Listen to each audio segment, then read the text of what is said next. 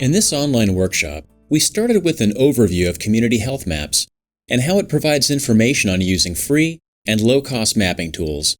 We considered several case studies of how the Community Health Maps approach has been applied. We then looked closely at the three components of the Community Health Maps workflow. We started with field data collection, in which we created a data collection workflow that defined what we needed to collect, created a data collection form, and physically went into the field to collect our data. Then we took our collected data into an internet mapping tool to create live interactive maps that we can share with others. Finally, we took that same data into desktop mapping software to publish maps that we could print or export as PDFs. This course has only scratched the surface of what you can do with Community Health Maps. We trust it has provided you with the framework you can use and adapt to your own specific mapping needs.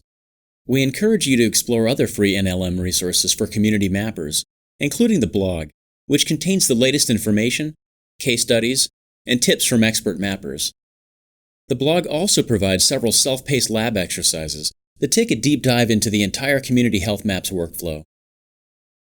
You may also consult with Kurt Menke, moderator of Community Health Maps and a certified GIS professional, GISP, who has worked with public health applications of GIS for more than 15 years.